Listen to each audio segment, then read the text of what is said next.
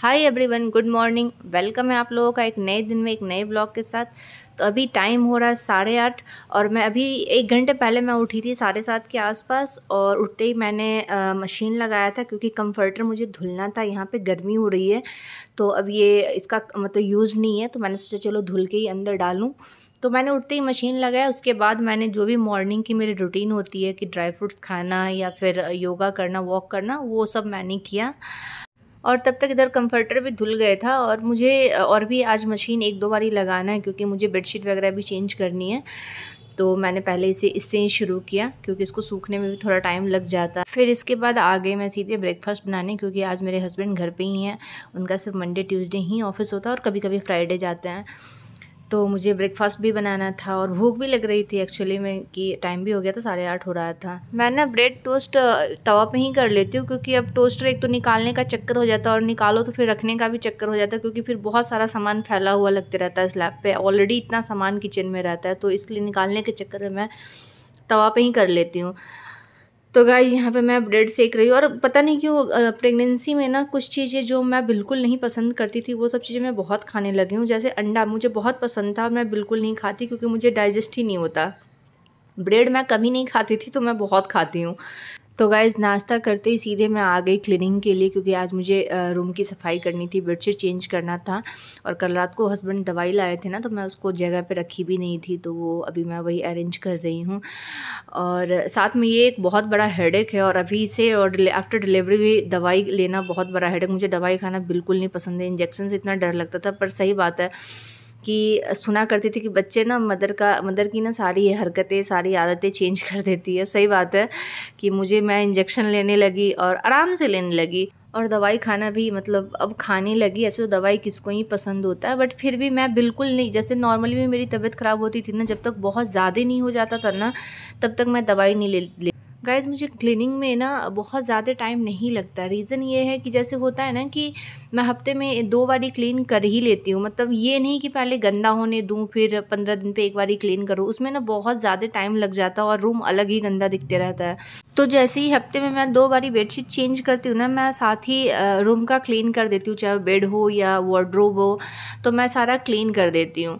तो इस वजह से मुझे क्लीनिंग में बहुत ज़्यादा टाइम नहीं लगता। बाहर का हॉल जो है ना, वो हमारी जो मेड है वो काम करती है ना, वो करती है क्लीन, लेकिन वो बहुत अच्छे से नहीं कर पाती है। तो मैं हॉल भी हफ्ते में 1 बार साफ़ करती हूँ क्योंकि उसमें डस्ट तो होता नहीं है, रोज़ वो कर देती है क्लीन, बट डीप क्लीनिंग मैं 1 बार ही करती हूँ। तो गाइज मेरी सफाई ऐसी ही होती है बिल्कुल। मैं बेड का भी बिल्कुल कोने कोने साफ़ करती हूँ। मुझे गंदगी पता नहीं क्यों बहुत एलर्जी है। मतलब सबको होती है, लेकिन होता है ना किसी किसी को बहुत ज़्यादा है। तो मेरे साथ वो सीन है, बहुत ही गंदी वाली एलर्जी है। और मेरे को ना ईचिंग भी होने लगता है। अगर बेड मैं 3 दिन पे अगर बेडशीट नहीं हटाती हूँ ना, तो मुझे ईचिंग भी होने लगता है और फोड़े वोड़े भी हो जाता है हाथ पैर में गंदगी से। तो मुझे थोड़ी सी एलर्जी है।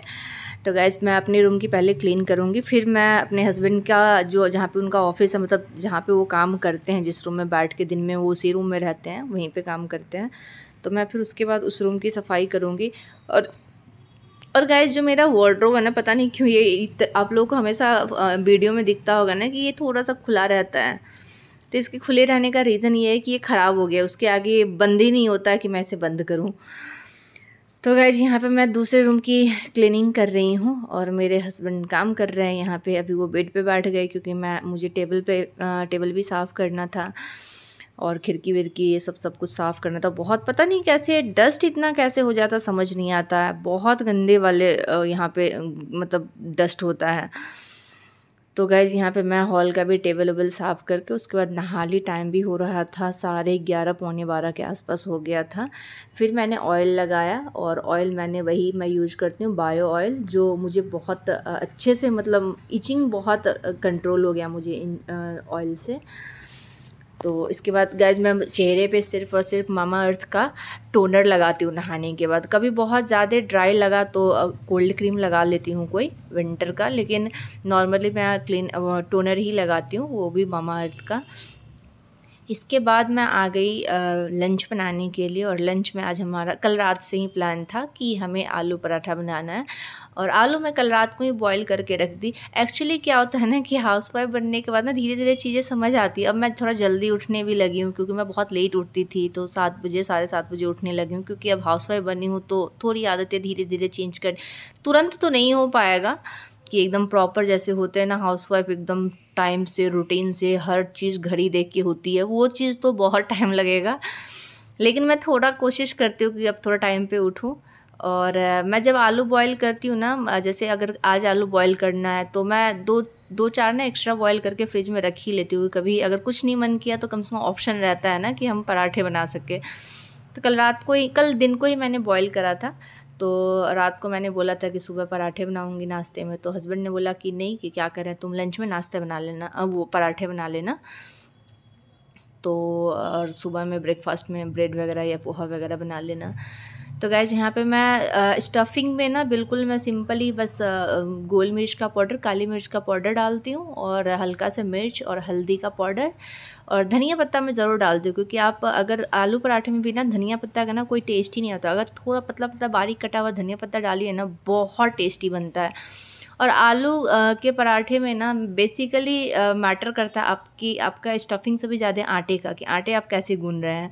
तो इसका जो आटा होता है ना थोड़ा लूज़ लगाना होता है। जैसे रोटी का हम थोड़ा टाइट लगाते हैं ना, तो बहुत गंदा बनता है पराठे। इसका थोड़ा लूज़ लगाना पड़ता है। और कोशिश करिए अगर पराठे बना रहे हैं तो थोड़ा सा पहले आटा गूंद लेने का। हालांकि कोई सा भी आटा, रोटी बनाना वो भी थोड़ा पहले करने पे ना क्या होता है, थोड़ा आपको मेहनत कम होगा, बहुत ज़्यादा आपको जोर लगा के नहीं गूंदना पड़ेगा। बस ठीक है, पानी से थोड़ा मिला दीजिए, फिर 5 से 10 मिनट बाद हाथ से थोड़ा सा मिला के और बस आप बना सकती हैं। बहुत मेहनत नहीं लगता फिर उसमें। तो गाइस जनरली मैं आलू के पराठे बहुत अच्छा नहीं बनाती हूँ, पता नहीं क्यों। बाकी सारे पराठे अच्छा बना लेती हूँ। सबसे अच्छा सत्तू के पराठे मेरे हस्बैंड को लगता है मेरे हाथ का। लेकिन आज बहुत तारीफ़ कर रहे थे, क्योंकि आज बहुत ही अच्छा बनाया बोल रहे थे। तो पता नहीं, मैं तो अभी खाई नहीं हूँ, तो पहले हस्बैंड को खिला के फिर मैं खाऊंगी, क्योंकि उनका ऑफिस भी है और पराठे गरम ही अच्छा लगता है। साथ में मैं थोड़ा किचन क्लीन करके ही खाऊंगी।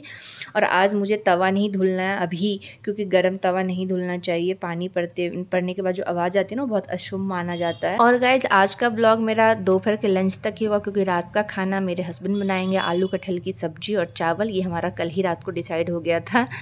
तो गाइज अगर वीडियो अच्छा लगे तो लाइक और सब्सक्राइब ज़रूर करिएगा। मिलते हैं नेक्स्ट वीडियो में।